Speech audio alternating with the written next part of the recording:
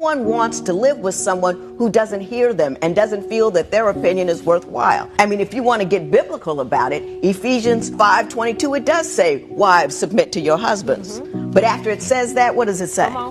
Husband, submit to your wife. And then after that? I'm listening. You're talking about divine order, not me.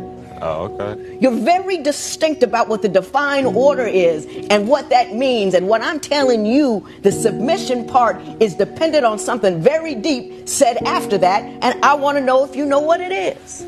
I don't know. You don't know. See, and just say I don't know. That's one thing about being a good leader. A good leader doesn't pretend he knows where he's going when he does it. A good leader knows enough to say, hey, I'm confident enough in my own personal self that I can admit to failure, fault, weaknesses, all of that. If you believe yourself perfect, you never improve. But you're just a little confused about what it is to be a man. Let me tell you what it says in Ephesians after all of that.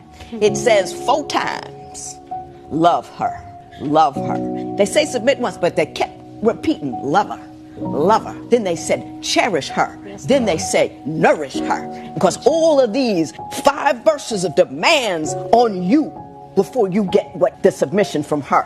True leaders don't have to ask anybody to follow. They're going somewhere that other person wants to be, and she wants to follow you. No one.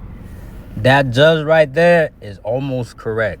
Almost 100% correct. But she herself forgot the one main part of this whole story that she's trying to portray.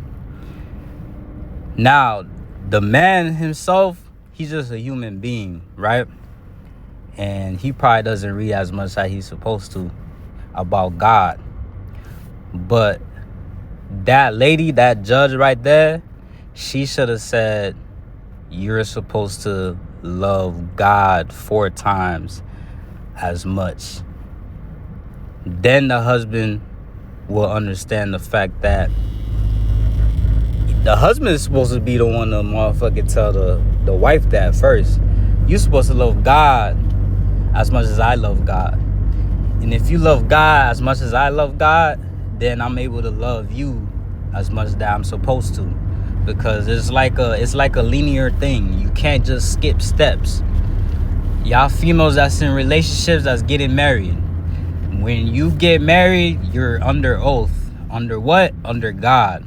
Now, if you're swearing in front of God and you taking the aspect of God out of the relationship, then you're bound to fail.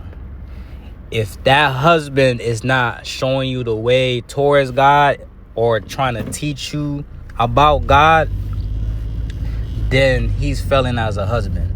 And if that wife is not willing to listen to the husband or willing to understand God, then she's failing as a wife towards the husband.